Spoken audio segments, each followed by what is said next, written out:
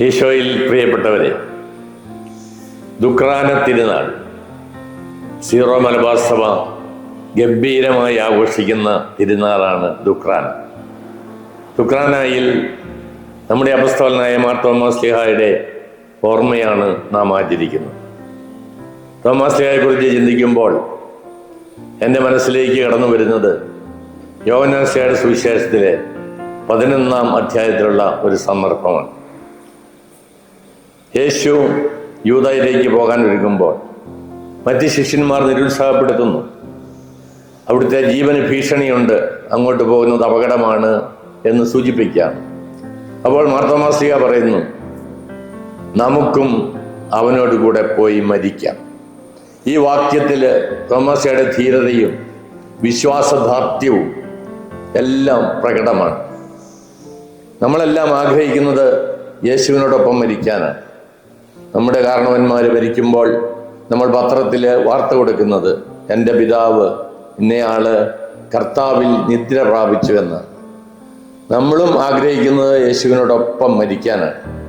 പക്ഷെ മാർ തോമാസ് ശ്ലീഹാ പറയുന്ന ഈ വാക്യത്തിൽ ഒരു കാര്യമുണ്ട്. യേശുവിനോടൊപ്പം മരിക്കണമെങ്കിൽ അവനോട് കൂടെ പോകണം. അദ്ദേഹം അതാ പറയുന്നത്, നമുക്കും അവനോട് കൂടെ പോയി മരിക്കാം. ഈ വാക്യത്തിൻ്റെ അന്തരാർത്ഥത്തിലേക്കൊന്ന് കടന്നു ചെല്ലാനാണ് ഞാൻ ആഗ്രഹിക്കുന്നത്. എന്താണ് അവനോടുകൂടെ പോവുക എന്ന് പറഞ്ഞാൽ അർത്ഥം? അവനോടുകൂടെ പോകുക എന്ന് പറഞ്ഞാൽ യേശുവിനോടൊപ്പം ഗലീലിയുടെ പ്രാന്തപ്രദേശമായ പുൽമേട്ടിൽ യേശുവിൻ്റെ പാദാന്ത്യത്തിലിരുന്ന് അവിടുത്തെ തിരുവചനം ശ്രവിച്ച ശിഷ്യന്മാരെ പോലെ തിരുവചനങ്ങൾ ശ്രവിക്കുക എന്നാണ് അർത്ഥം. വെറുതെ ശ്രവിക്കുക എന്നല്ല, തിരുവചനം ഉൾക്കൊള്ളുക എന്ന് പറഞ്ഞാൽ ഉള്ളിൽ കൊള്ളുക. തിരുവചനമനുസരിച്ച് നമ്മുടെ ജീവിതത്തെ ക്രമീകരിക്കുക എന്നാണ് അർത്ഥം. യേശു തന്നെ പറഞ്ഞിട്ടുണ്ട്, എൻ്റെ വചനം കേൾക്കുകയും അതനുസരിച്ച് പ്രവർത്തിക്കുകയും ചെയ്യുന്നവൻ പാറമേൽ ഭവനം പണി ചെയ്ത മനുഷ്യന് തുല്യനാകുന്നു. മഴ പെയ്തു, വെള്ളപ്പൊക്കമുണ്ടായി, കാറ്റൂതി, അവ ആ വീടിന്മേൽ ആഞ്ഞടിച്ചു, പക്ഷെ ആ വീട് തകരാതെ നിലകൊണ്ടു. ഇതുപോലെയാണ് ക്രൈസ്തവ ജീവിതം. ദൈവവചനമാകുന്ന പാറമേൽ ഉറപ്പിക്കപ്പെട്ട ഭവനം ഏത് കൊടുങ്കാറ്റിലും ഏത് ചുഴലിക്കാറ്റിലും ഏത് പേമാരിയിലും ധീരമായി നിലകൊള്ളും എന്നാണ് സൂചിപ്പിക്കുന്നത്. രണ്ടാമതായി, യേശുവിൻ്റെ പിന്നാലെ പോവുക, യേശുവിനോട് കൂടെ ആയിരിക്കുക, യേശുവിൻ്റെ കൂടെ നടക്കുക എന്ന് പറഞ്ഞാൽ യേശുവിനോടൊപ്പം താബോർ മലയിലേക്ക് കയറുക എന്നാണ്. അവിടെ അഭൗമമായ പ്രാർത്ഥനയുടെ നിമിഷങ്ങൾ നാം കാണും. പിതാവുമായിട്ടുള്ള അഭേദ്യ ബന്ധത്തിൽ മുഴുകിയിരിക്കുന്ന യേശുവിൻ്റെ ചിത്രമാണ് താബോർ നമുക്ക് സമ്മാനിക്കുന്നത്. പിതാവ് ഇവൻ എൻ്റെ പ്രിയപുത്രനാണ്, ഇവനെ നിങ്ങൾ കേൾക്കുക എന്ന് പറയുന്ന വാക്കുകൾ നാം കേൾക്കും. യേശുവിൻ്റെ മുഖം സൂര്യനെ പോലെ പ്രകാശിച്ചു, അവിടുത്തെ വസ്ത്രങ്ങൾ ധവളാഭമായി. നാമും യേശുവിനോടൊപ്പം പ്രാർത്ഥനയിൽ മുഴുകണം. പ്രാർത്ഥന നമുക്കൊരു വലിയ അനുഭവമായി തീരണം. ദൈവാനുഭവത്തിൻ്റെ അഭൗമമായ മേഖലയിലേക്ക് പ്രാർത്ഥനയിലൂടെ നാം കടന്നു ചെല്ലണം. അപ്പോൾ നമ്മുടെ മുഖം സൂര്യനെ പോലെ പ്രകാശിക്കും, നമ്മുടെ വസ്ത്രങ്ങൾ തിളങ്ങും. ഈ പ്രാർത്ഥന അനുഭവത്തിലൂടെ കടന്നു പോകുമ്പോൾ മാത്രമേ യേശുവിൻ്റെ കൂടെ ആയിരിക്കാൻ നമുക്ക് സാധിക്കൂ. മൂന്നാമതായി, യേശുവിൻ്റെ കൂടെ ആയിരിക്കുക എന്ന് പറഞ്ഞാൽ താബോർ മലയിൽ നിന്ന് താഴേക്ക് ഇറങ്ങി യൂദയിലെ തെരുവീഥികളിലൂടെ പലസ്തീനയിലെ ഊടുവഴികളിലൂടെ നടക്കുന്ന യേശുവിനോടൊപ്പം ആയിരിക്കുക. സാധാരണക്കാരുടെ വേദനയും സങ്കടങ്ങളും ബുദ്ധിമുട്ടുമെല്ലാം സ്വന്തമാക്കി പാവപ്പെട്ടവരെ ചേർത്ത് നിർത്തി എല്ലാവരെയും ആശ്വസിപ്പിച്ച് രോഗികൾക്ക് സുഖം നൽകി അന്ധർക്ക് കാഴ്ച നൽകി എല്ലാവരെയും ചേർത്ത് നിർത്തി മുന്നോട്ട് പോകുന്ന യൂദയിൽ മുഴുവൻ നന്മ ചെയ്ത് ചുറ്റി സഞ്ചരിക്കുന്ന യേശുവിനെ പോലെ ആയിത്തീരുക എന്നാണ് അർത്ഥം. അത് നമ്മുടെ സാമൂഹ്യ ജീവിതത്തെ ബാധിക്കുന്ന കാര്യമാണ്. എപ്പോഴും പ്രാർത്ഥനയിൽ മുഴുകിയിരിക്കുക മാത്രമല്ല, പ്രാർത്ഥനയിൽ നിന്ന് ചൈതന്യം സ്വീകരിച്ച് പ്രവർത്തന മേഖലകളിലേക്ക് കടന്നു വരിക, പാവപ്പെട്ട മനുഷ്യരുടെ വേദനയും ദുഃഖവും ദുരിതവും നമ്മൾ സ്വന്തമാക്കുക, അവരെ ചേർത്ത് നിർത്തുക. അപ്പോൾ മാത്രമേ യേശുവിൻ്റെ കൂടെ ആയിരിക്കാൻ നമുക്ക് സാധിക്കൂ. വീണ്ടും യേശുവിനെ അനുഗമിക്കുക എന്ന് പറഞ്ഞാൽ യേശുവിനോടൊപ്പം ജെറുസലേം ദേവാലയത്തിലേക്ക് കയറി ചെല്ലുക എന്നാണ്. യേശു ദേവാലയത്തിൽ കയറി ചെന്നു, അവിടെയുള്ള കച്ചവടക്കാരെയൊക്കെ ആട്ടി പുറത്താക്കി നാണയമാറ്റക്കാരുടെ മേശകൾ തട്ടിമറിച്ചിട്ടു. ഇത് എൻ്റെ പിതാവിൻ്റെ പ്രാർത്ഥനാലയമാണ്, നിങ്ങൾ ഇതിനെ കള്ളന്മാരുടെ ഗുഹയാക്കി തീർത്തു. നാമും യേശുവിനോടൊപ്പം ജെറുസലേം ദേവാലയത്തിലേക്ക് കയറണം. ഏതാണ് നമ്മുടെ ജെറുസലേം ദേവാലയം? ആദ്യമായി നമ്മുടെ ഹൃദയമാണ്. നമ്മുടെ ഹൃദയമാകുന്ന ദേവാലയത്തിലേക്ക് കയറുക. അവിടെ പല കള്ളവിഗ്രഹങ്ങളെയും നാം പ്രതിഷ്ഠിച്ചിട്ടുണ്ട്. അവിടെ പല കള്ളക്കച്ചവടങ്ങളും നടക്കുന്നുണ്ട്. എല്ലാ കപട വിഗ്രഹങ്ങളെയും എടുത്തു മാറ്റുക, പുറത്താക്കുക. നമ്മുടെ ഹൃദയത്തെ പൂർണ്ണമായിട്ട് ശുദ്ധീകരിക്കുക. രണ്ടാമതായി നമ്മുടെ കുടുംബമാകുന്ന ദേവാലയത്തിലേക്ക് പ്രവേശിക്കുക. നമ്മുടെ കുടുംബത്തിൽ ക്രിസ്തീയതയ്ക്കെതിരായിട്ടുള്ള എല്ലാ തിന്മയുടെയും ശക്തികളെ ഉന്മൂലനം ചെയ്യുക. മൂന്നാമത് നമ്മുടെ സമൂഹമാകുന്ന ദേവാലയം. സമൂഹത്തിൽ നടമാടുന്ന അഴിമതി, അനീതി, തിന്മ ഇവയ്ക്കെതിരെ പോരാടാനുള്ള കരുത്ത് നാം നേടിയെടുക്കുക. അപ്പോഴാണ് യേശുവിനോട് കൂടെ പോകുവാൻ, യേശുവിനോട് കൂടെ ആയിരിക്കുവാൻ നമുക്ക് സാധിക്കുള്ളൂ. വീണ്ടും യേശുവിൻ്റെ കൂടെ ആയിരിക്കുക, യേശുവിനോടൊപ്പം പോകുക എന്ന് പറഞ്ഞാൽ അതിനർത്ഥം ഗെത്സമനിൽ ആയിരിക്കുക എന്നാണ്. ഗെത്സമനിൽ യേശു വീണ്ടും പ്രാർത്ഥിക്കുന്ന ഒരു രംഗം നാം കാണും. താബോറിലെ അനുഭവത്തിൽ നിന്ന് തികച്ചും വ്യത്യസ്തമായ അനുഭവമാണത്. താബോറിൽ ദൈവാനുഭവത്തിൻ്റെ അഭൂമ മേഖലയിലേക്കാണ് കയറിപ്പോയതെങ്കിൽ ഗെത്സമനിൽ പീഡാനുഭവത്തിൻ്റെ മേഖലയിലെയാണ് നാം യേശുവിനെ കാണുക. യേശുവിനെ സംബന്ധിച്ച് യേശുവിൻ്റെ യുദ്ധഭൂമിയാണ് ഗെത്സമൻ. അതേസമയം തന്നെ യേശുവിൻ്റെ വിജയഭൂമിയാണ് ഗെത്സമൻ.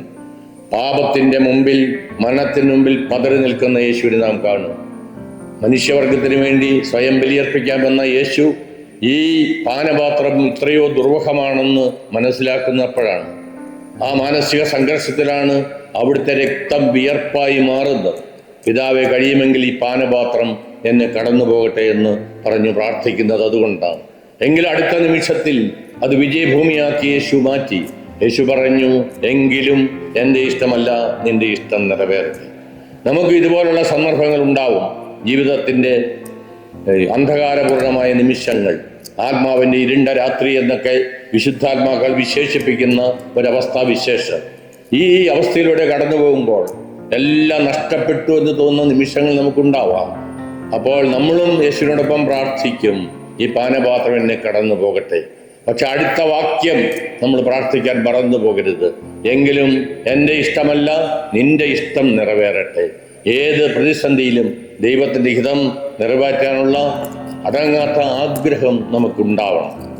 ഗെത്സമനെ കുറിച്ച് ചിന്തിക്കുമ്പോൾ ഞാൻ മലയാളത്തിൽ ഒരു കവി എഴുതിയ കവിതയാണ് ഞാൻ ഓർക്കുക. അദ്ദേഹത്തിൻ്റെ ഭിത്തിയിൽ ഗെത്സമനിലെ ഒരു ചിത്രം കിടപ്പുണ്ട്. ആ ചിത്രം അദ്ദേഹത്തിൻ്റെ മനസ്സിനെ വല്ലാണ്ട് അസ്വസ്ഥമാക്കി.